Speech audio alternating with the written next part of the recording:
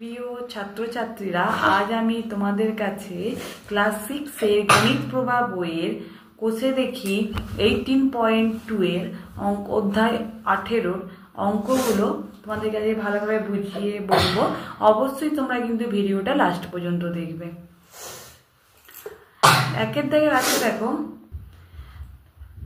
দেখো সবাই, প্রথম কোশ্চেন আছে একে, হিসাব করে দেখি শূন্য ছাড়া কোনো ক্ষুদ্রতম পূর্ণবর্গ সংখ্যা 12, 16, 20 ও 24 দ্বারা বিভাজ্য। তাহলে আমি তোমাদেরকে দেখিয়ে দেব। দেখো একের দাগে দেখিয়ে দেব অঙ্কটা। আগে 12, 16, 20 ও 24 কি করবো না, আমরা লসাগু বের করে নেবো। 2 6 12, 2 8 16, 2 10 20, 2 12 24।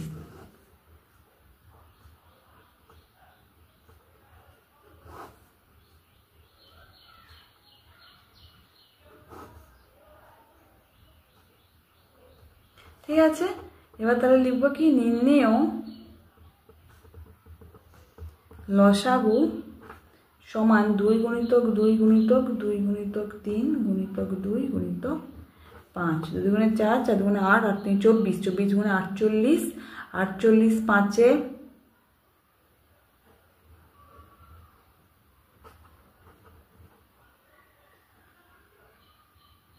240। ঠিক আছে, কিন্তু এটাকে আমরা দেখে নেবো। আমি যেটা তোমাকে করে দিলাম, কিন্তু আমি দেখে নেবো এটা বর্গ কতগুলো আছে। দেখো দুটো 2 আছে, মানে আমি একটা 2 স্কোয়ার লিখতে পারি। আবার দুটো 2 আছে, দেখো আমি তার আরেকটা 2 স্কোয়ার লিখতে পারি। আর কি কি পড়ে আছে, 3 একটা আছে আর 5 একটা আছে। ঠিক আছে,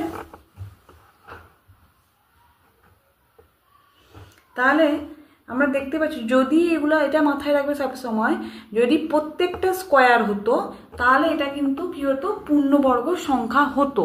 কিন্তু যেহেতু প্রত্যেকের মাথায় স্কোয়ার নেই, দেখো শুধু দুটোর মাথায় স্কোয়ার আছে আর দুটোর মাথায় স্কোয়ার নেই, মানে বর্গ নয় আর দুটো, তার মানে এটা পূর্ণবর্গ সংখ্যা নয়। তাহলে আমরা কি লিখবো না, 12, 16, 20, 24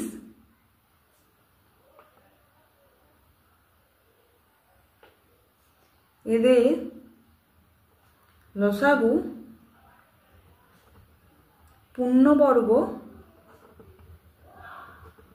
সংখ্যা নয়। ঠিক আছে, তাহলে 12, 16, 20 ও 24-এর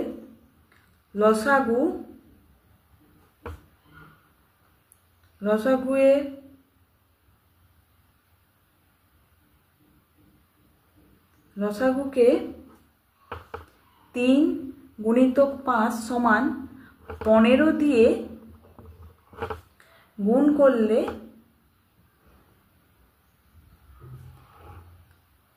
ক্ষুদ্রতম ধনাত্মক পূর্ণবর্গ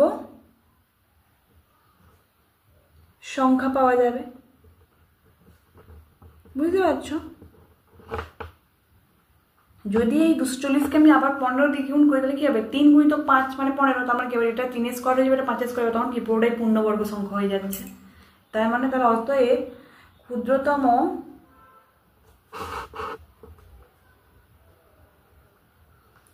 পূর্ণবর্গ সংখ্যাটি হলো 240 গুণিতক 15। ঠিক আছে, আমি এবার গুণ করে নেব। 15 4 60, 0 হাতে হলো 6, 30, 36। ঠিক আছে, এটাই উত্তর। তারপরে দেখো 2 দাগের কোশ্চেন কি বলছে, দুটি ধনাত্মক সংখ্যার গুণফল 98 এবং বড় সংখ্যাটি ছোট সংখ্যাটির 2 গুণ। হিসাব করে দেখি সংখ্যা দুটি কি কি। ঠিক আছে, আমি খুব সহজে তোমাদেরকে বুঝিয়ে দেবো। কি বলছে, বড় সংখ্যাটি ছোট সংখ্যাটির 2 গুণ। তাহলে ধরি, যেহেতু বলছে বড় সংখ্যাটা ছোট সংখ্যাটা 2 গুণ, তার মানে কি, ছোট সংখ্যাটি সমান x, তাই তো? আমি তাহলে ধরে নিচ্ছি ছোট সংখ্যা x, আর বড় সংখ্যাটি কি 2 গুণ বলছে ছোট সংখ্যাটির থেকে, ছোট সংখ্যাটি তো এক্স আছে, ছোট সংখ্যাটা থেকে 2 গুণ মানে কি 2 গুণ, মানে 2 দিয়ে গুণ করবো, তাহলে 2x। ঠিক আছে, তাহলে শর্তানুসারে x গুণিতক 2x সমান কত বলছে, দুটি সংখ্যার ধনাত্মক সংখ্যা গুণফল 98, তাহলে আমি এটা 98 লিখে নেব। এবার 2 আছে, x গুণ করলে কি হবে, 2x স্কোয়ার সমান কি 98, বা x স্কোয়ার সমান 98/2, 2 4 আর 2 9 18। ঠিক আছে, বা x সমান স্কোয়ার উঠে যাবে, √ওভার হয়ে যাবে, বা x সমান কি হবে +-7। 49 কত বর্গমূল 7, 7 7 49, তাই 7 হবে। ঠিক আছে, তাহলে আমি এবার লিখে নেব ছোট সংখ্যাটি সমান x, আর ছোট সংখ্যাটি x মানে কি +-7, আর বড় সংখ্যাটা কি বলছে, তাহলে x এর জায়গায় তাহলে 7 লিখে দেবো গুণিতক 2, তার মানে 7 দুগুণে 14। ঠিক আছে, তারপরে দেখো এবার 3-এর দাগেরটা আমি বুঝিয়ে নেব, কোন ক্ষুদ্রতম পূর্ণবর্গের সংখ্যার একটি উৎপাদক 17 হবে। তাহলে পূর্ণবর্গ সংখ্যা মানে আমি আগেই বলেছিলাম, পূর্ণবর্গ সংখ্যা মানে কি সেই সংখ্যাটার বর্গ। ঠিক আছে, মানে বর্গ মানে কি, ধরো 8 আছে, 8-এর বর্গ মানে 8 স্কোয়ার। ঠিক আছে, তাহলে কোন সংখ্যাটির উৎপাদক 17 হবে না, আমি 3-এর দাগে করে নেব। তাহলে নির্ণেয়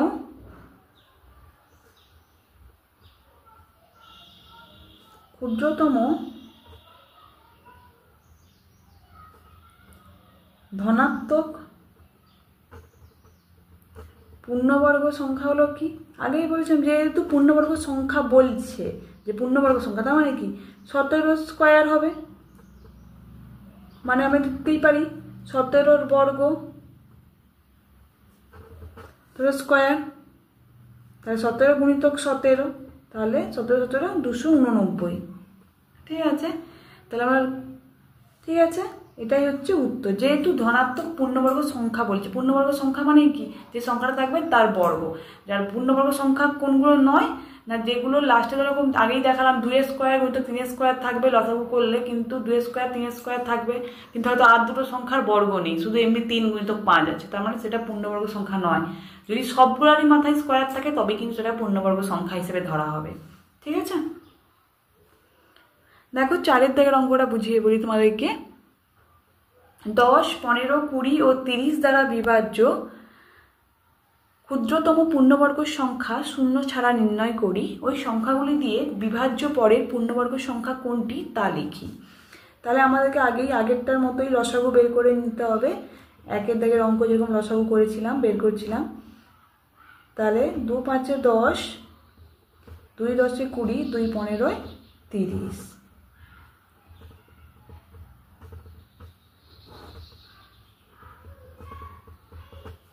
তাহলে অতএব তাহলে কি লিখব, নির্ণেয় লসাগু সমান 2 গুণিতক 5 গুণিতক 3 গুণিতক 2, তাহলে 2 স্কোয়ার গুণিতক 5 গুণিতক 3।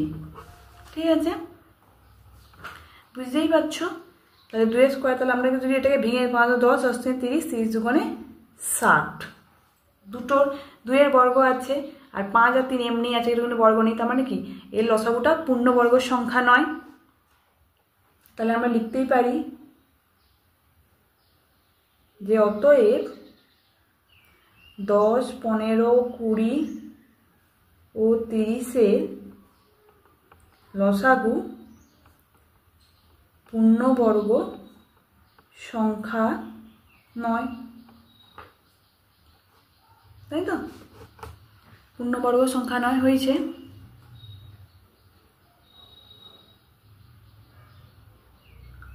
দশ, 15, 20 ও 30-এর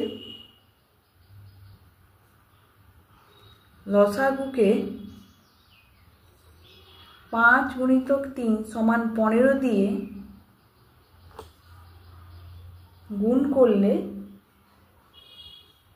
গুণফল ধনাত্মক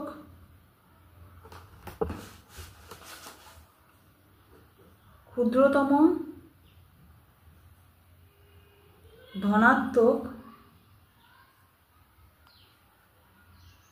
পূর্ণবর্গ সংখ্যা হবে।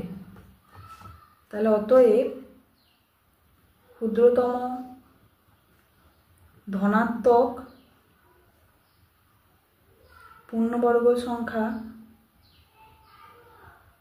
হলো, তাহলে কত বেরিয়েছে 60 বেরিয়েছে, 60-এর সঙ্গে তাহলে কী হবে 15 গুণ হবে 900।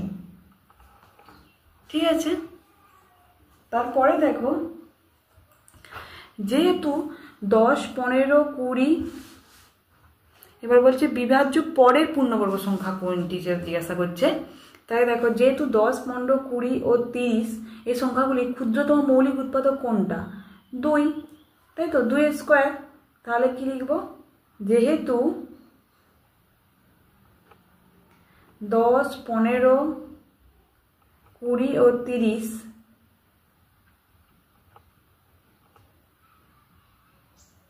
সংখ্যাগুলির ক্ষুদ্রতম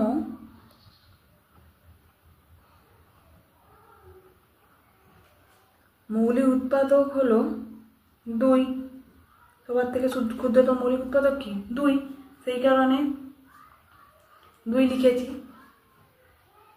তাহলে অতএব 10, 15,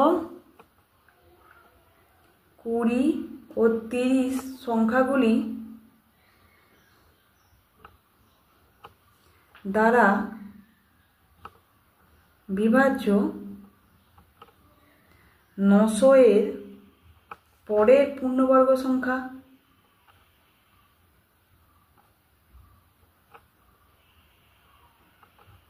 সংখ্যাটি হবে কত হবে? 900। পূর্ণবর্গ করা মানে কি? 2 আছে, 2 স্কোয়ার হয়ে যাবে। তাহলে 2 স্কোয়ার মানে কি? 900 গুণিতক 4 সমান কত? 3600। ঠিক আছে, তারপরে দেখো তোমাদেরকে আমি বোঝাবো 5-এর দাগের অঙ্কটা। 5-এর দাগের অঙ্কটা বোঝানো আগে দেখতেই পাচ্ছ তোমরা, আমি কোশ্চেনটা একটু তুলে নিয়েছি। পূর্ণবর্গ সংখ্যা নয়, আর ক্ষুদ্রতম কোন ধনাত্মক পূর্ণ সংখ্যা দিয়ে গুণ করলে পূর্ণবর্গ সংখ্যা হবে, তুলে নিয়েছি। এবার দেখো আমি তোমাদেরকে করিয়ে দেব। 20 আছে প্রথমে, তাহলে 20টা আমি ভাঙবো। ঠিক আছে, যে 20 ধরো 20টা ভাঙলে কি হবে? 2 10-এ 20, 2 5-এ 10, তাহলে 2 গুণিতক 5, তাহলে কি 2টা 2 আছে মানে 2 স্কোয়ার বাই 5। আমি আগেই বলেছিলাম যদি মাথায় দুটোরই স্কোয়ার থাকতো তাহলে কিন্তু পূর্ণবর্গ সংখ্যা হতো। যেহেতু মাথায় একটা স্কোয়ার আর একটা কিন্তু এমনি সাধারণই আছে, সেহেতু এটা কি হবে? 20টা হবে কিন্তু পূর্ণবর্গ সংখ্যা নয়। তার পরেরটা দেখো 27,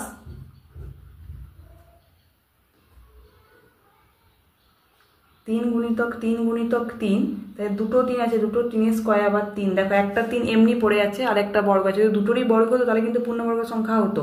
যেহেতু একটার মাথায় বর্গ আরেকটার মাথায় বর্গ নেই, সেহেতু কিন্তু এটা কি হবে? তাহলে 27 কি পূর্ণবর্গ সংখ্যা নয়। তাহলে এর ধনাত্মক সংখ্যা দিয়ে গুণ করলে পূর্ণবর্গ হবে না 5 দিয়ে। যেহেতু 5 পড়ে আছে, যেটা পড়ে থাকবে সেটা লিখে দিতে হবে, আর এখানে কি পড়ে আছে? 3, তাই 3 লিখে দেবো। ঠিক আছে, আশা করবো নিশ্চয়ই তোমরা বুঝতে পারছো। তারপরে দেখো 50 আছে, 50কেও ভাঙবো।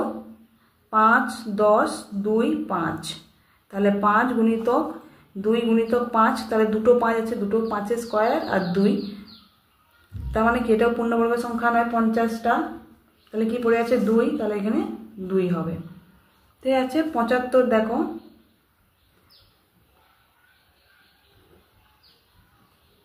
তাহলে 5 গুণিতক 5 গুণিতক 3, দুটো 5 আছে, তাহলে স্কোয়ার আর 3, তাহলে কি পড়ে আছে? এটাও দেখো একটাই পড়ে আছে। এর কিন্তু দুটো যদি স্কোয়ার হতো, দুটোর মাথায় বর্গ থাকবে, তাহলে কিন্তু পূর্ণবর্গ সংখ্যা হতো। যেহেতু একটা এমনি পড়ে আছে, একটার মাথায় স্কোয়ার আছে, তাহলে 75 কি হবে? পূর্ণবর্গ সংখ্যা নয়। আর একে কত দিয়ে গুণ করতে হবে? যেটা কিন্তু পড়ে থাকবে সেটা দিয়ে কিন্তু গুণ করতে হবে। তাহলে 3 আছে মানে 3 লিখে দেব। ঠিক আছে, তারপরে দেখো 100, নিশ্চয়ই দেখতে পাচ্ছ 2 50-এ 100, 2 25-এ 50, 5 5-এ 25, তাহলে 100 কত হবে? 2 গুণিতক 2 গুণিতক 5 গুণিতক 5, দুটো 2 আছে, তাহলে 2 স্কোয়ার, দুটো 5 আছে মানে 5 স্কোয়ার। দেখো দুটোরই কিন্তু মাথায় স্কোয়ার আছে, তার মানে এটাকে আমরা কী করবো, পূর্ণবর্গ সংখ্যা লিখবো। তার মানে এটা 100টা পূর্ণবর্গ সংখ্যা। তাহলে এখানে কিছু লেখার দরকার নেই, এখানেও কিছু লেখার দরকার নেই। ঠিক আছে, তারপরে কত আছে দেখো 108। 108টা আমি তোমাদেরকে দেখিয়ে দেবো। 2 5 10, 2 4 8, 2 2 4, 2 7 14, 3 9 27, 3 3 9। তাহলে দেখো 2 গুণিতক 2 গুণিতক 3 গুণিতক 3 গুণিতক 3। তাহলে দুটো 2 আছে, দুটো 2 স্কোয়ার, দুটো 3 আছে, দুটো 3 স্কোয়ার 3। তাহলে কি পড়েছে দেখতেই পাচ্ছ, দুটো স্কোয়ার হলে কি হবে, কিন্তু একটা কিন্তু এমনিই পড়ে আছে, বর্গ নেই মাথায়। তার মানে 108 কি হবে, পূর্ণবর্গ সংখ্যা নয়। কি পড়ে আছে 3, তাহলে 3 দিয়ে গুণ করতে হবে। ঠিক আছে, তারপর দেখো 144 আছে। এরকম ভেঙে ভেঙে করলে সুবিধা হবে। ঠিক আছে, 2 7 14, 2 2 4, 2 3 6, 2 18 36, 2 9 18, 3 3 9। তাহলে কত হচ্ছে 2 গুণিতক 2 গুণিতক 2 গুণিতক 2 গুণিতক 3 গুণিতক 3। তাহলে দুটো 2 আছে, একটা 2 স্কোয়ার, দুটো 2 আছে, একটা 2 স্কোয়ার, দুটো 3 আছে, একটা 3 স্কোয়ার। নিশ্চয়ই বুঝতেই পারছো, সবগুলোর মাথায় স্কোয়ার আছে, তার মানে কি হবে, পূর্ণবর্গ সংখ্যা হবে। তাহলে আমি এটা কি লিখবো, 144 পূর্ণবর্গ সংখ্যার ঘরে লিখে দেবো, এটাই ড্যাশ দিয়ে দেবো। তারপরে কি আছে 169। 169 দেখো 13, 13 13 169, আমি বর্গমূলের নামটা আগেই বলেছিলাম। তাহলে 13 গুণিতক 13 মানে দুটো 13 মানে একটা 13 স্কোয়ার। ঠিক আছে, তাহলে এটা কি হবে, পূর্ণবর্গ সংখ্যাই হবে 169। কারণ একটারই মাথায় স্কোয়ার আছে, আর কোনো পাশে কিন্তু কোনো এমনি সংখ্যা নেই। ঠিক আছে, তারপরে দেখো 180। 180টা আমি তোমাদেরকে দেখিয়ে দেবো।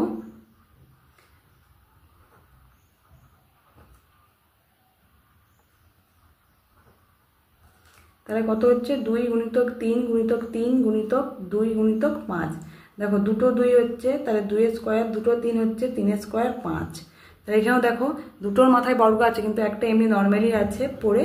তার মানে কি, এটা কি হবে, 180 হবে, কিন্তু পূর্ণবর্গ সংখ্যা নয়। তাহলে কত দিয়ে গুণ করতে হবে, যেটা পড়ে আছে এমনি সংখ্যা, তাহলে 5 দিয়ে গুণ করতে হবে। তাহলে আর কত আছে 256।